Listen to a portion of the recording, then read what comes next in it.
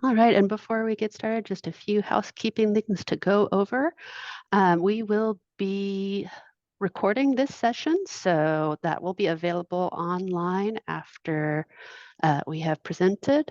So you can go back and if you wanted to see something again, review the information, or if you have to dip out early, you can always check the recording to get full content. Your microphone has been muted. If you have any questions, please do put those in the chat. And Bob, or no, sorry, not Bob, Trey. Hi, Trey. Sorry. Trey will be glad to field those questions for me. He'll either answer them directly or he'll pass them on to me and I can address them as we work our way through the program. My name is Meredith Del Monte. I'm one of the librarians here at Haggard that works in the genealogy department. I guess, do we get to call it department? Genealogy Center. So this class is an introduction to genealogy. We're going to cover the basics of how you can get started on researching your family and creating your own family tree. So we are going into this with the assumption that you've not encountered genealogy before, or at least have a very limited knowledge of it. So all of our questions that we answer today will also be geared towards that. If we get any more advanced questions, Trey will try to connect you with the resources to help you with that. All right, so our objectives tonight are to discover how to begin and where to start on your genealogy journey. We're also going to examine what your who, what, when, where, and whys are to develop your research strategies. So these are the questions you have to ask yourself as you work through researching. And then we're going to identify a few of the basic resources that you can use to begin your research. So let's get started. So what does genealogy mean to you? Why are you looking into this? What do you want to get out of your experience with doing genealogical research? So Merriam-Webster has several different definitions that you can find online. The first one is an account of the descent of a person, family, or group from an ancestor or from older forms. There's also regular descent of a person, family, or group of organisms from a progenitor. So we're talking biology. But what we're really looking at is the study of family ancestral lines. That's what we're focused on when we do our genealogy work.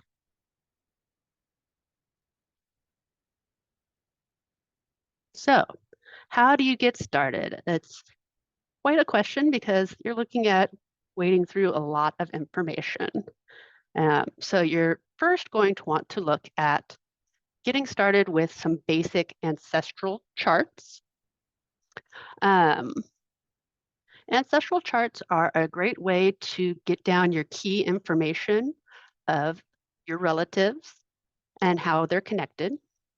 You begin by filling out one of these charts. We have these available at the library as well as on our website where you can download it and print it off for yourself. You want to gather as much information as possible into these charts based on what you already have on hand. A good practice is writing in pencil because while you may think you know the information, you can uncover resources that might throw you a curveball, like you thought that your great-grandmother's name was Margaret because you've called her Margaret your entire life. Turns out that's actually her middle name, and her actual first name is something entirely different, like Lydia. So always a good call to write in pencil. Makes it easiest to correct your mistakes. You'll also want to start with you because you are going to know the most information about yourself, obviously, and hopefully have access to your parents to get additional information and move backwards. Something to note is that currently the 1950 US Census is the most recently available census information. So it's going to be important to connect as much of your nuclear family and the family that you know so that you can make that leap to the 1950s, depending on, of course, your own age. If you're on the younger side, you may need a few more extra generations tossed in there. You also want to try to be consistent with your data formatting. One great practice that you can do is using all capital letters when you write out the surnames or last names. It makes it easier to pick out when you're reviewing your sheet, as you can see here in this image. You'll also want to make sure that you write your dates in similar formats so that it doesn't get confusing. So the international standard is date, month, year, or you can use the US standard of month, day, year. But whichever you choose, stick with it consistently, because while it can be easy to tell for some of those higher number days, like the 30th, it can get very confusing when you're looking at some of the lower numbers and you're not sure which one's the month and which one's the day. You'll also want to keep your cities, counties, and states in there. The more minute you can get with that detail, the more likely you'll be able to find additional information. And then remember to keep a blank copy, be it a digital version of it so you can print it out, or a physical version so you can photocopy it as needed. Something you'll want to note is it's common practice to have male relatives on the top line and female relatives on the bottom line. This is the standard that's been used for quite a while. It does help keep the shared last name at the top of the chart. So if you do want to flip it, you can, but it will make it a little harder to keep track of, like in this one, if you're wanting to trace the family line of Trey, how do you pronounce that? I'm going to butcher it and I don't want to. Is it ICOC? ACOC. ACOC, thank you. So being able to see that clearly along the top line is very handy. And then something else to remember is not everything that you're looking for is going to be available online. You may have to do a little bit of legwork to locate the details. A lot of indexes are found online, but indexes will only give you access to so much information. When you find information within indexes, it really is beneficial to go to the original source and look at it when you can. Do we have any questions about ancestral charts? Nothing at the moment. All right, so we'll make our step to the next part of the process. So another form that you'll want to use to keep track of your research is the family group record. So this is where you can get into a little bit more detail of individual families, keeping records of the children that each couple has that you see on the ancestral chart, and different information about where they've been born, what their birth dates are, whether or not they married, and death dates as applicable. So again, much like the ancestral chart, you're going to want to write in pencil. Again, easier to correct. Just like the ancestral chart, you want to start with you. And then again, also you want to be consistent with your formatting. And like we did with the ancestral chart, keep a blank copy because you'll be wanting to use one of these for each family group that you have in your ancestral chart. So there's going to be a lot of them. So the family group record also corresponds to the ancestral chart. You'll keep track of the chart that they're located on. The ones that we provide, you actually have a blank for the chart number. And then they have a family unit number that you can help keep track of that. And just something to consider with the ancestral chart, let me back up a bit and bring that up as well. With the ancestral charts, as you can see, you can only get, was it 3-4 generations out? So once you need to get further out, you'll add on an additional chart. As you can see, this one has a chart number 1 at the top. So when you have a chart number 2, you'll write on the field over here, number 1 of this chart is the same person as, and you can use the numbers here, 8, 9, 10, 11, 12, those to connect your charts all together so that you can easily flip through your charts and follow the family lines as you need to. I hope that made sense. Did that make sense?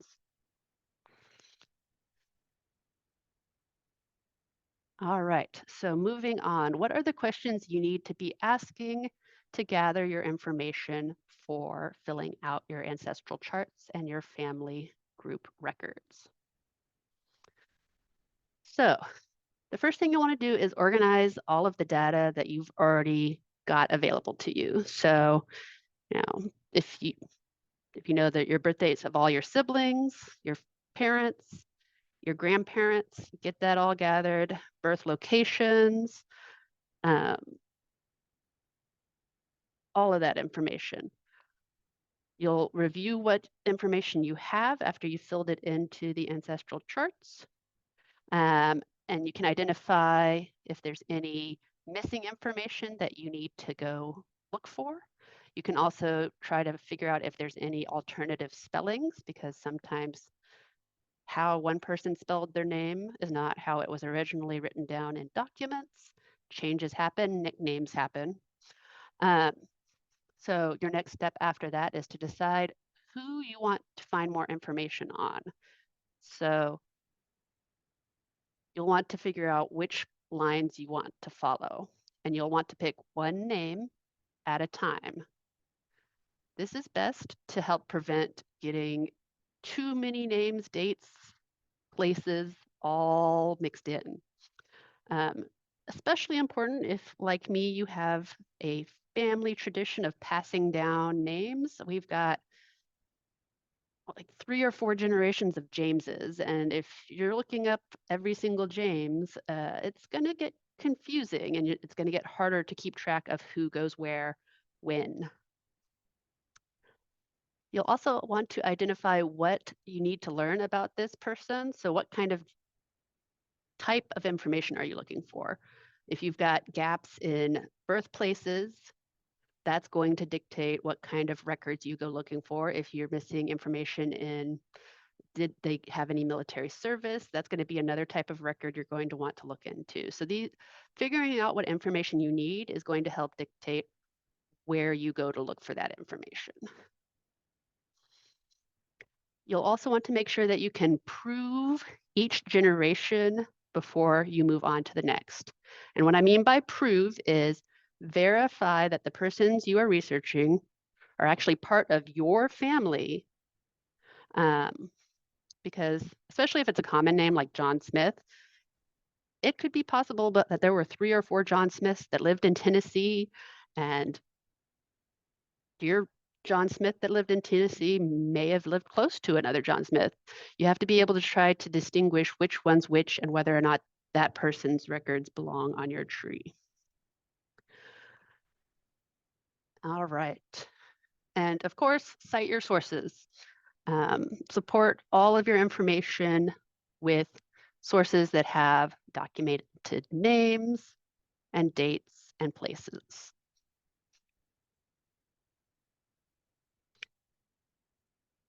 All right. So there's a few different ways of organizing your information. You can go the old-fashioned route of paper and notebooks. It's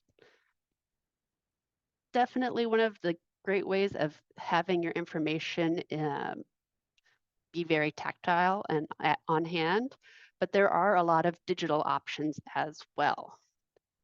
So one of those is, of course, ancestry.com. Now, this is different than Ancestry Library Edition. The Ancestry.com individual account does allow you to create your own family tree, keep track of all your records, and that sort of thing.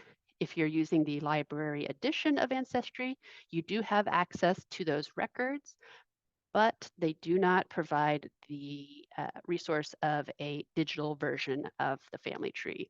They do have, of course, some hard copies of similar documents to what we have for our ancestral chart and the family group chart, but that digital tree does not exist on Library Edition. However, we do also have familysearch.org, which gives you a free account that you can create. They have a online tree builder that is free to use. So that is one option to also build out your tree if you'd rather go digital. There's also legacyfamilytree.com, which is a downloadable software. It's free as of Legacy 10, the most recent edition that has come out. Now, I've never used this personally, but according to their website, the Legacy 10 edition provides access to all of the deluxe features that were only available through previous editions by paying. So in theory, you should get standard and deluxe features through Legacy 10. Now, like I said, haven't used it myself, so I can't vouch for that, but that is what their website says.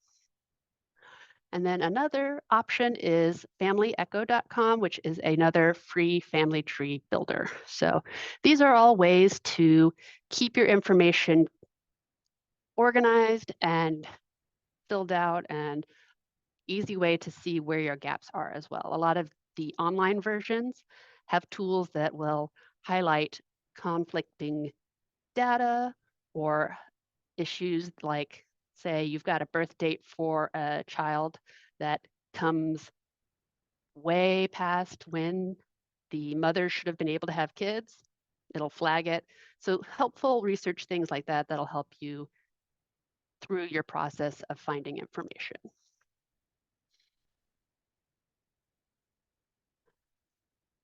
So what information do you need to get for the person that you're looking for as you move forward? You're going to want to gather, of course, full name. This includes their first name, if they had a middle name or multiple middle names. If it's a woman, their maiden name is very important to help continue tracing lines.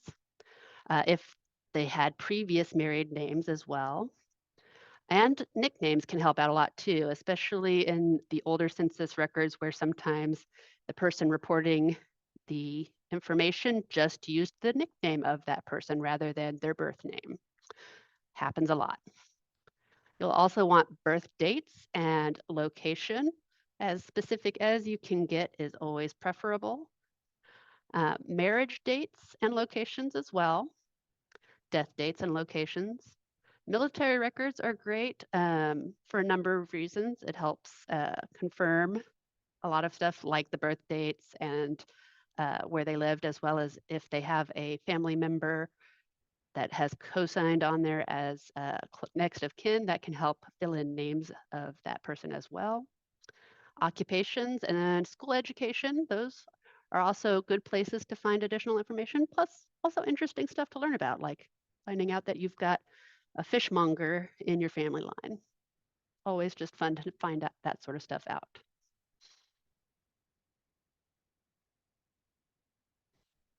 So here's some examples of sources that you can use to get that information. And you can even find yearbook pictures. Ancestry.com has got a lot of access to yearbook pictures. I've even found ones for myself, so they have them pretty current. I think the most recent year they had was either 2011 or 2016. I can't remember. I checked recently, but it's been a minute since I looked at that. All right, so the wheres and whens. So these are just a few different things that you can look to find the information that you need. So you can directly talk to, of course, family and friends.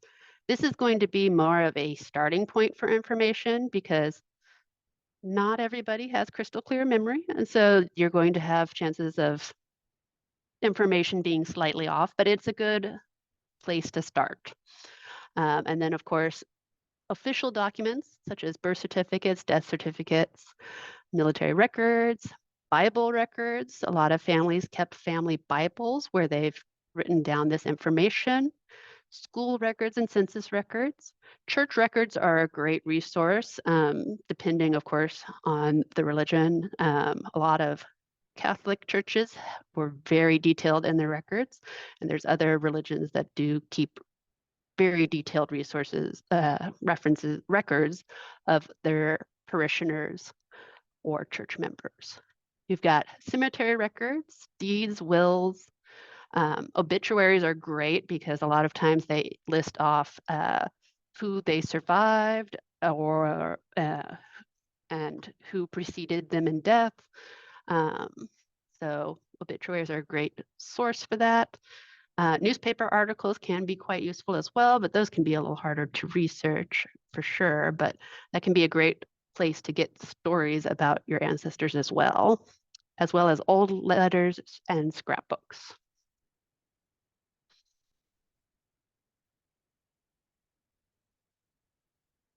So, why are you looking for this information? What do you want to accomplish with your dive into genealogy? So, a lot of people, it's looking for what are my family origins, finding family, if you've got possibly family that's got different branches that may have lost touch, looking for family stories, medical history that can help you take better care of yourself. Or, hey, maybe you want to find out if you're related to the great Anne Boleyn and you want to trace it back and see if you've got any of those interesting connections to people of note. The most important part is figuring out why you personally want to do it because every journey for genealogy is a personal one. So that is also going to help dictate what you focus on in your search. All right. So, any questions regarding the information that you're going to need to collect?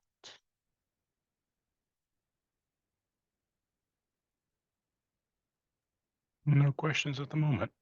All righty. We'll get into research.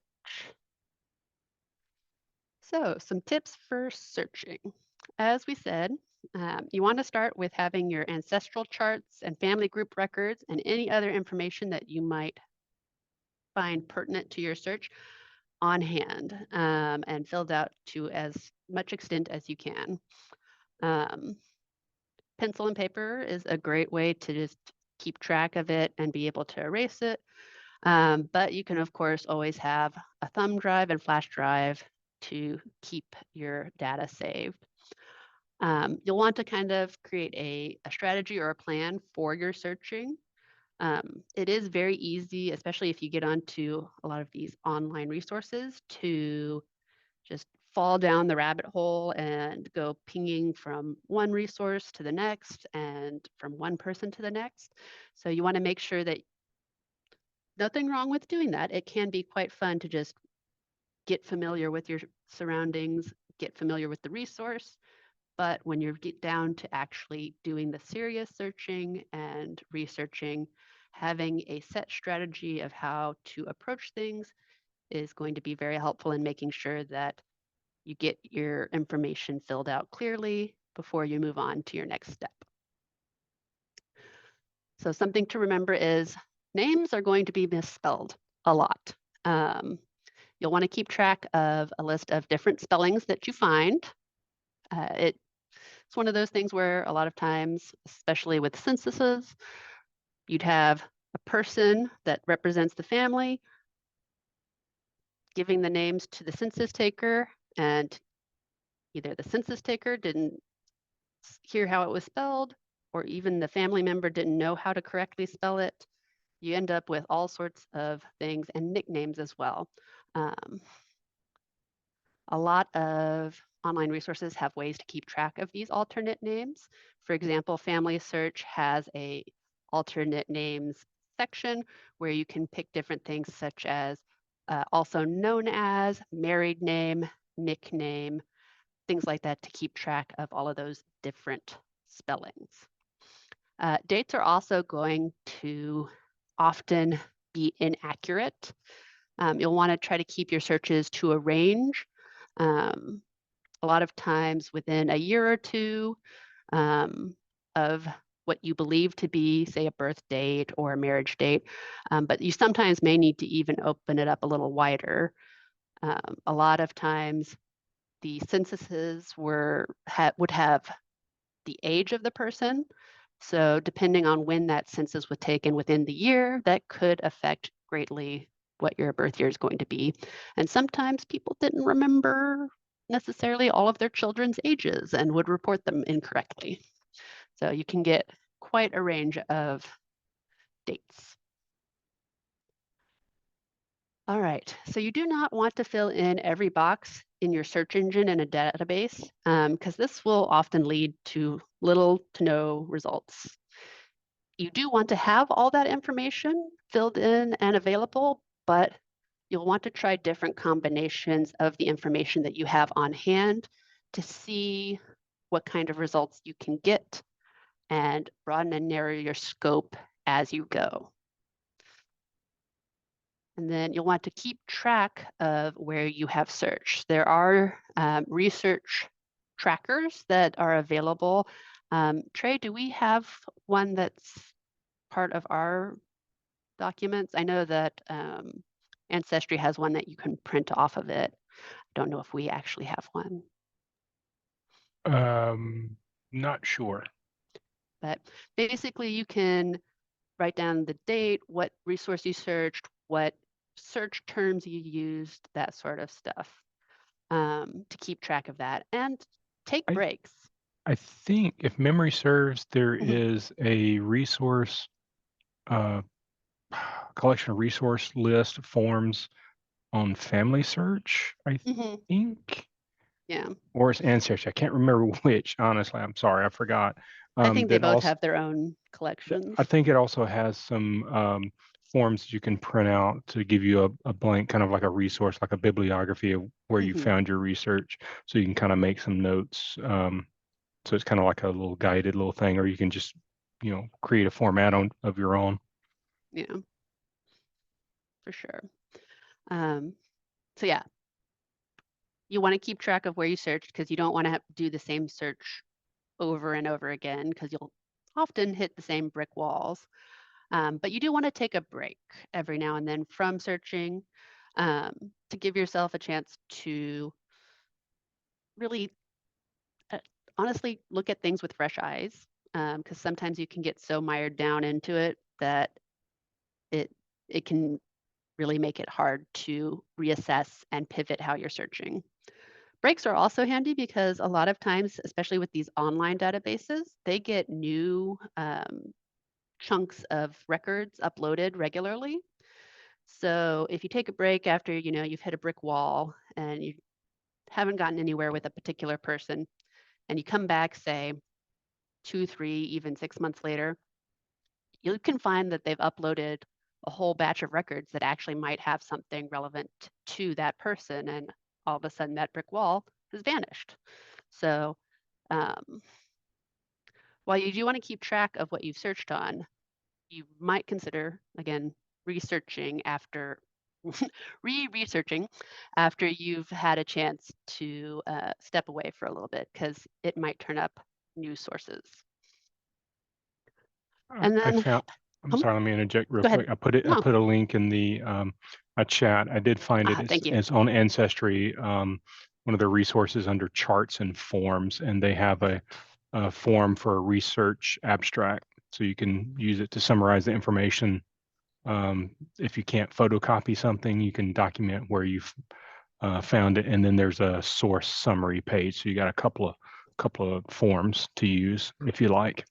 Yeah, yeah, they've got a pretty good collection of forms for use on that.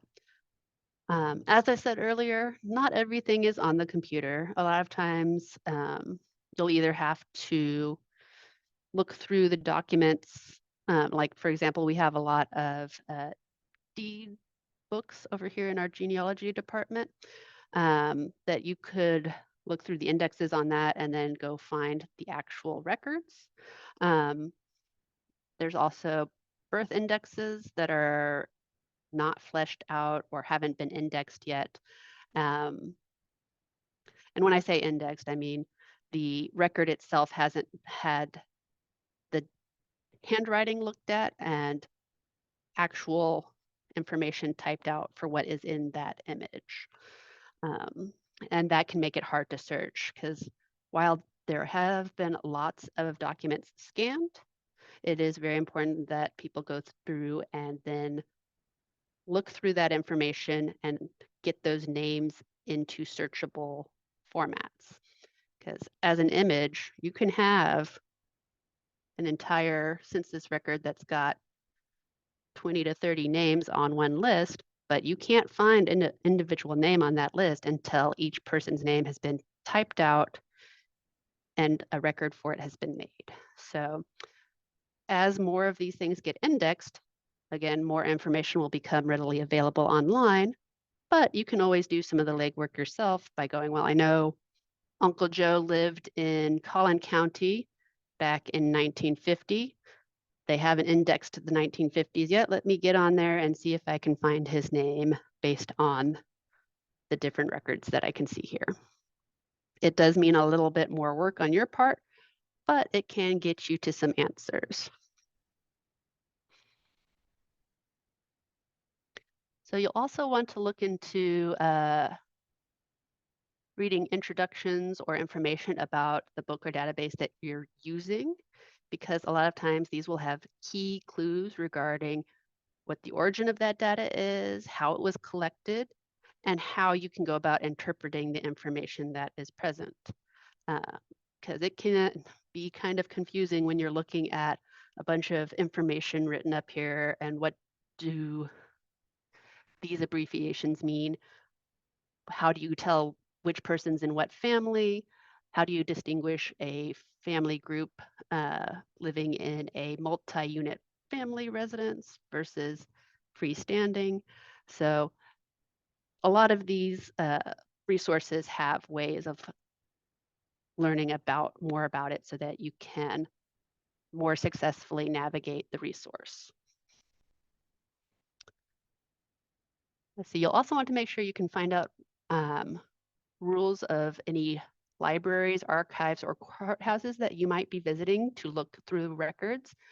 Different organizations have different rules in how you can access records. Some of them require that you only access a certain number of items at a time. Some of them have rules of no photocopying, um, various rules of like whether or not you can even touch the items without wearing gloves, all sorts of stuff. So you want to go prepared, especially for ones that might have limitations on how you can get the data and use it for yourself. If they don't allow you to photocopy, they're probably not going to let you take a picture of it with your phone. So you're going to want to make sure you bring that pencil and paper so you can write your information down. And of course, you want to protect and preserve your information. This comes down to redundancy, redundancy, redundancy. You want to make sure that your information is saved in a couple of different locations. You don't want it to all be put into, basically, you don't want all of your eggs in one basket, because if that basket breaks, your eggs go everywhere. So have a online version of your information, download it regularly if you are keeping an online version so that you have a hard copy available in case you never know. What if the online provider's server crashes and they lose all of their data? At least if you have a downloaded version of the record, you've got something to work from. And you can save it onto your hard drive on your computer, but also back it up onto a USB. I know it sounds a little obsessive, but it will protect your information and make sure that you have access to it in the future. And of course, as always, cite your sources. And it doesn't matter what format you decide to go on with your citing of your sources, as long as, again, you're consistent. Is there a preferred citation form for genealogy, Trey? I feel like I should know that. Been asked this question before, and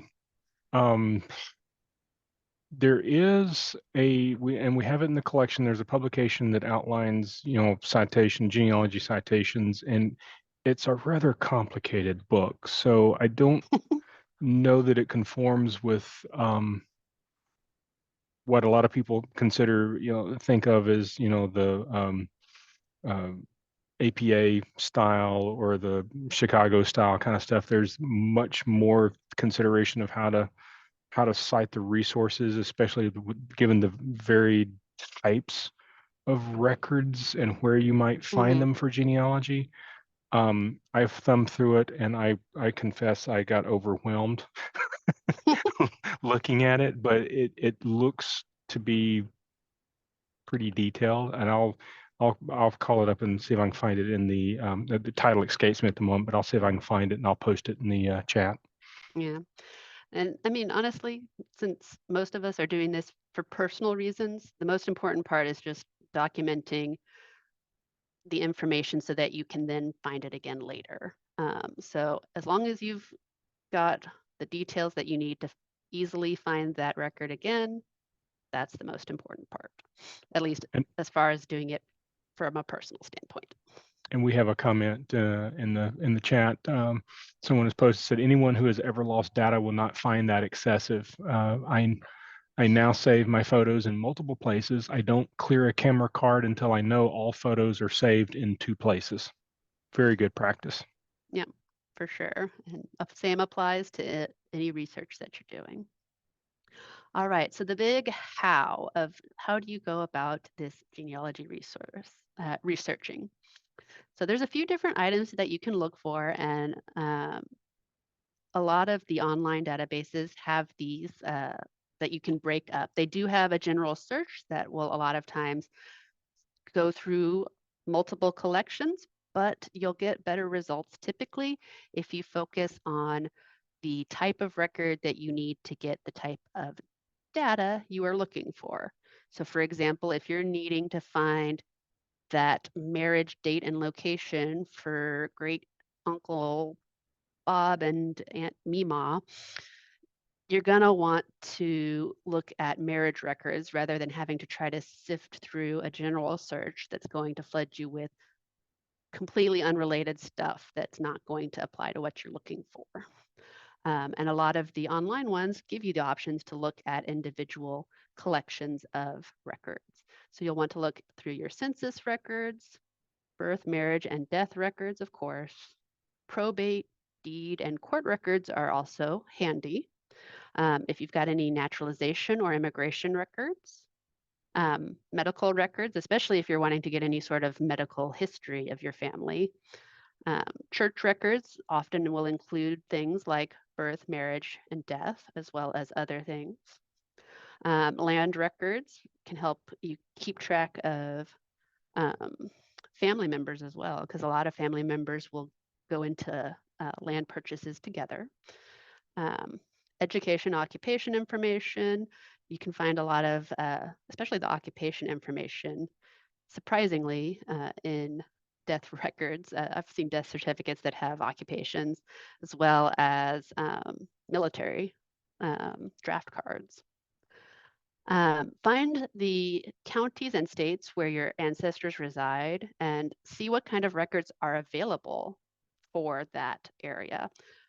There's a lot of areas out there that have gotten many of their resources digitized. So seeing what's available for those is going to be really handy.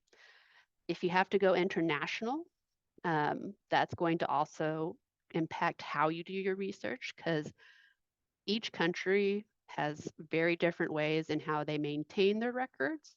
So you'll want to do a little bit of research in, honestly, how to research in foreign countries to look for ancestors that may have resided abroad, either before they came to the United States or having moved from the United States abroad. You'll also possibly want to research the history of the places that your ancestors lived. This can help you uncover additional information. Some counties have changed shape, size, been entirely eaten by other counties, and that can affect what kind of records you can find where and how they've been labeled. And then, of course, looking into newspapers in the area where your ancestors have lived, you could potentially find little tidbits of information in those. Where to go to gather this information? Of course, the libraries. We're here. Genealogy Center is a great resource, but you can also go to courthouses, internet, even beyond what the library offers with what we have directly in our databases. There are many other databases out there that you can use. There are many historical and genealogy societies for the different counties that you can look for to get guidance in where to find information. They're going to be especially regionally knowledgeable. So if you're looking for a ancestor that's in an area that you're not as familiar with, reach out to that historical or genealogical society and see if they can help connect you with the resources you need. And then, of course, genealogy courses are going to help you in figuring out how to structure your searching, how to approach your researching, and hopefully refine your skills.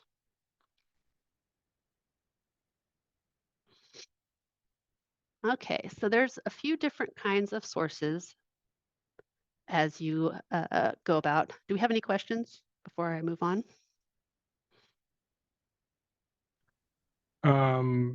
Said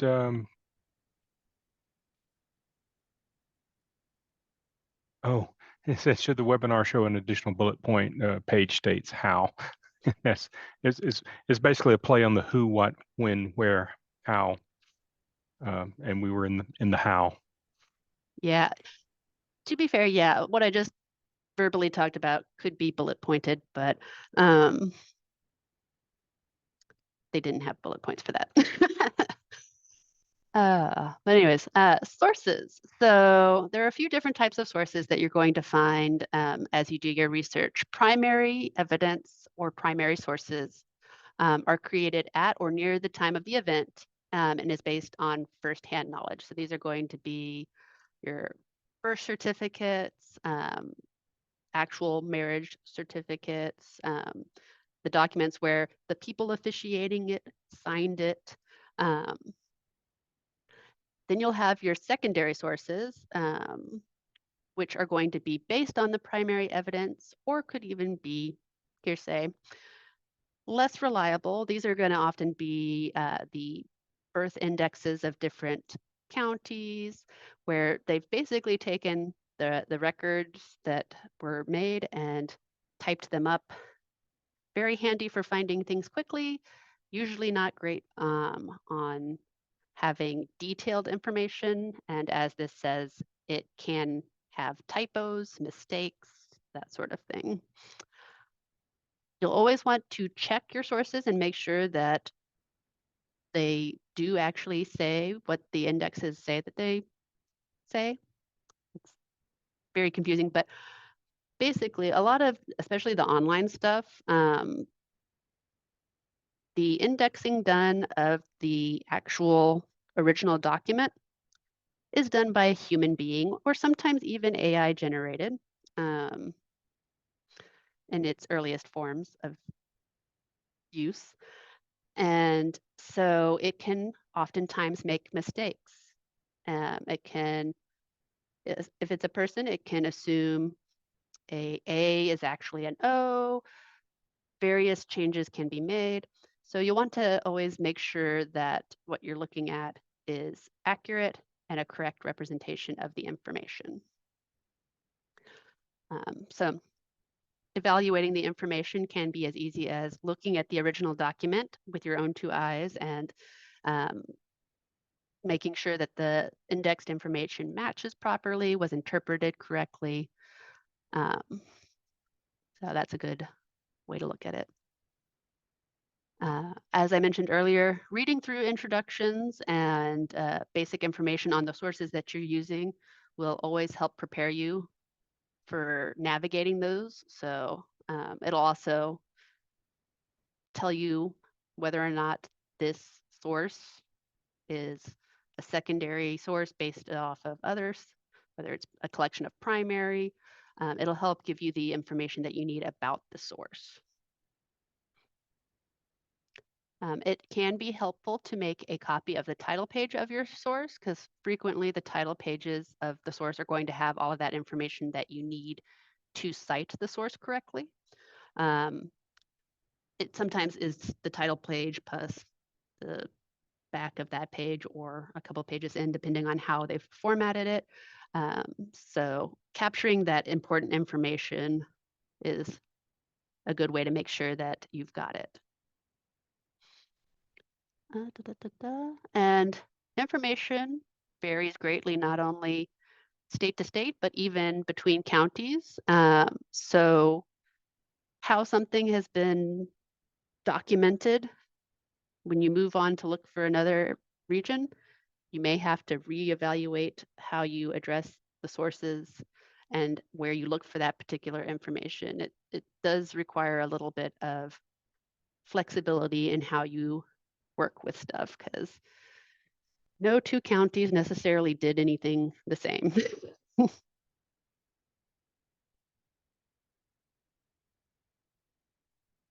So we have an example here of a primary source. So this is a registration card. It's got a lot of great information here. You can see a birth date, their age at the time of when the card was filled out. As I mentioned earlier, so what year is this for? 18. So this is a World War II military registration card, I do believe. You can see, as I mentioned before, it has an occupation as well. First World War. Date of Yeah. registration's 1918. Oh, yeah. Sorry, I meant to say World War I. I don't know why I said. We knew what you meant. I don't know why I said World War II. I meant World War I. I looked at the 18. I thought World War I. But anyways, so military registration card. So you can see it's got the occupation as well as information of their place of employment, which will help give you a place of where to search for more records. And then it's got the information of the person's wife, which can help you in connecting names as you go. A lot of times, the nearest relative could be a father or a mother. So looking at these areas for nearest relative is very handy in continuing your search. So let's see.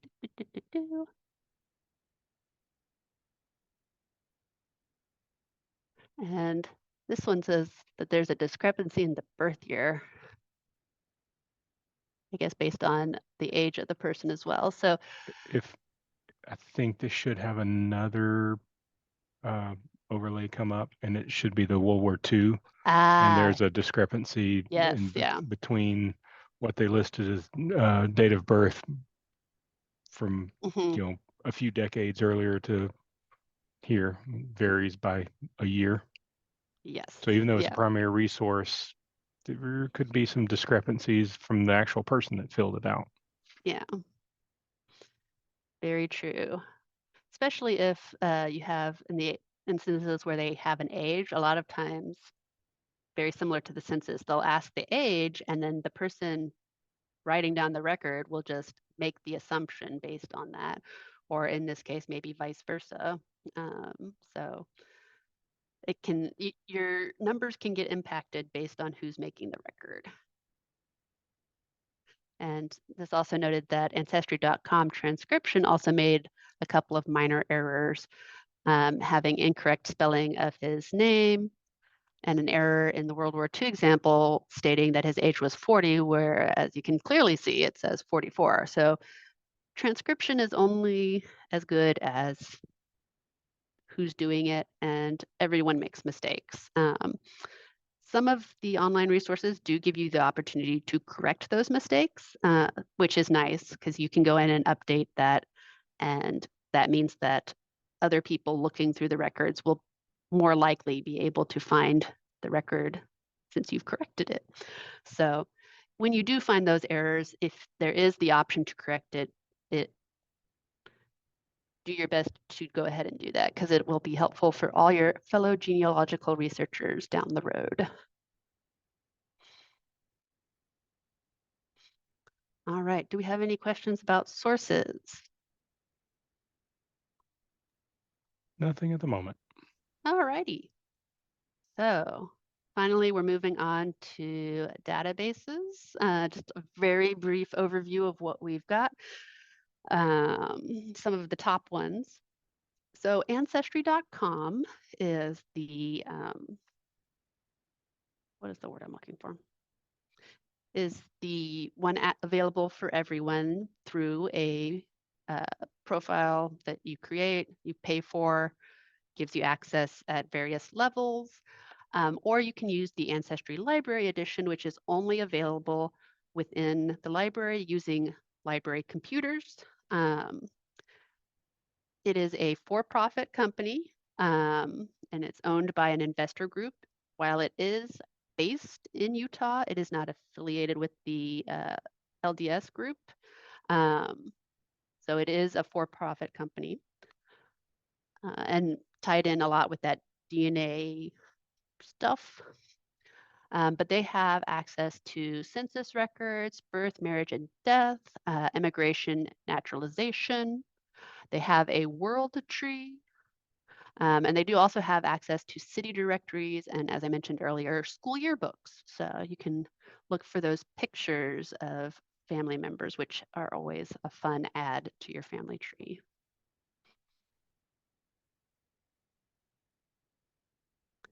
So the nonprofit that is another big resource is Family Search. I mentioned this a little earlier. It's a family history organization. The service is provided by the Church of Jesus Christ of Latter-day Saints. They have a very large collection of digitized information in states, counties, and even some country records. They also have a catalog of their books that are available either through digital access or in-person access.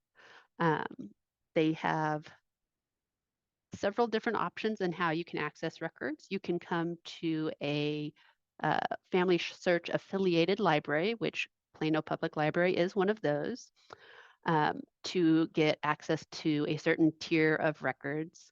And then even further up the tier is the ones that are located at Family Search centers. And these are a lot of times going to be the physical items that you can look at and use for research.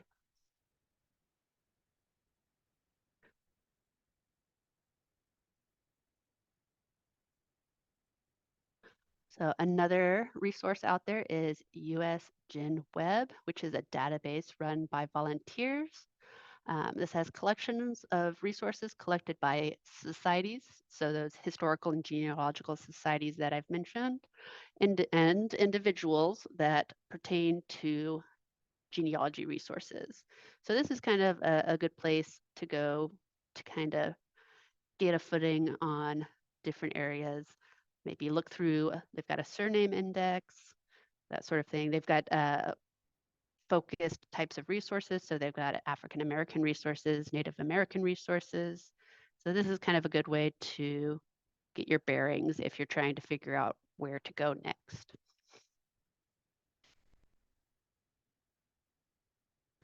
And of course, the state archives is a great resource.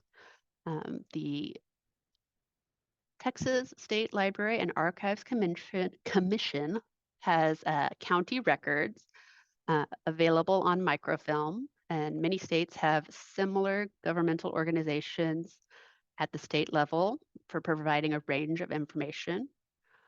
Archive collections vary from state to state, of course, and sometimes from county to county within a state. So research may be needed to determine what is held and by whom.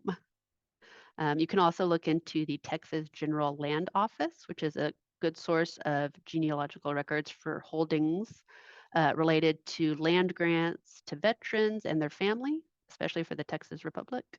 The oldest state agency in Texas was founded by the Constitution of the Republic of Texas. So they have been around quite a while, so they have a lot of the older records that might be useful.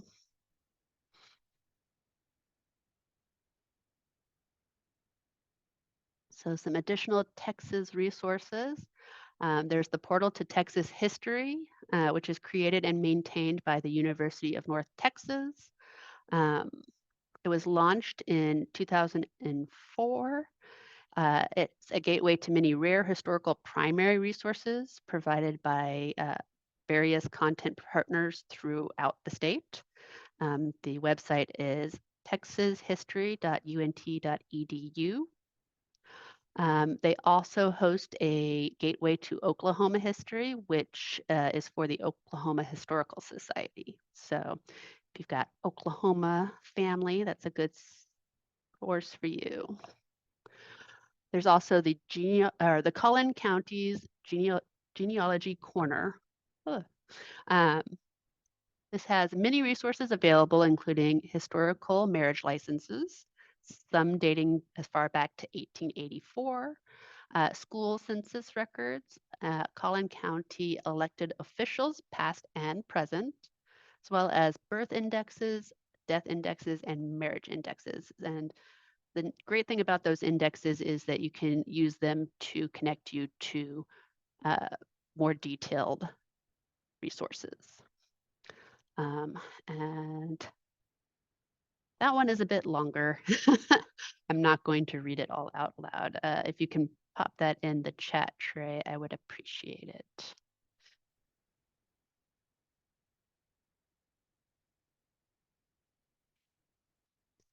All right, and what do we specifically have here at the Plano Public Library? We have our Genealogy Center.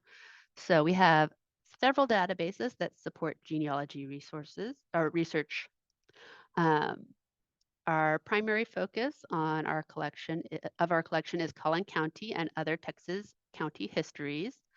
We have, as I said, a big emphasis on the Collin County records, but we do have many other state and county records, and even a very small portion of foreign records. So we do also have a lot of great books on how to do research for various types of records. So if you're wanting to get a better feel of how to approach your research, this is a good resource for you. We also have a local archives collection. So if you're looking for some local history, we've got historical books, yearbooks, pictures, papers, and other archival items for Collin County, Plano, and even Texas at large, though we do tend to focus more on Collin County and Plano, especially because we have very limited space. We have Texas County tax rolls, vital records, wills, and deeds. Texas state and county histories, which include migratory trails into Texas, which would be handy for any of those migrating ancestors you might have. We do have several newspapers on microfilm and the technology available to actually use that microfilm. We actually just got upgraded on that, I do believe. I haven't had a chance to try out the new technology, but it should be fairly easy to use, right, Trey?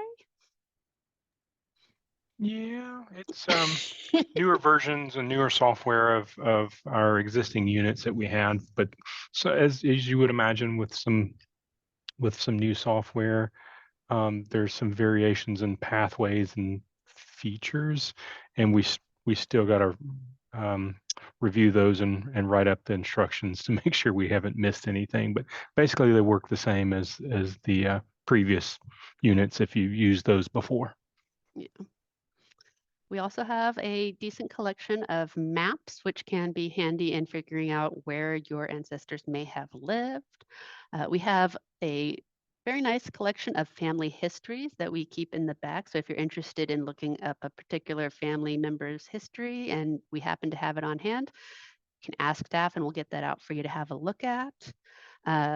We have military histories, as I said, some foreign countries, it's small, but pretty good representation, as well as immigration and passenger lists. And if there's something that we don't have, we do have various resources to try to reach out and get those. We have interlibrary loan, and we can reach out to other organizations and see if we can get connected to resources or at least help you figure that out. We do also have Book a Genealogy Librarian, which gives you a 30-minute one-on-one session with a librarian that will help you address specific research questions. Um, we're glad to help you with that. There's a form to fill out on our website on the Genealogy Center webpage that will put in the request. We'll reach out to you, schedule a time that we can meet and address the issue.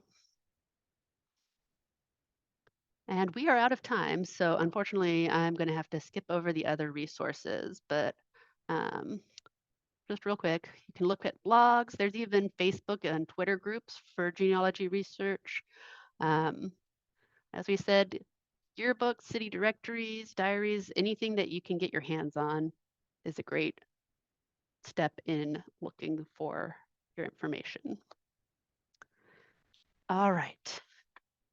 And that is all we've got for today. As we said, cite your sources, be prepared, keep your records organized, label those photos, please, because it can be so hard for future family to keep track of who's who in those photos.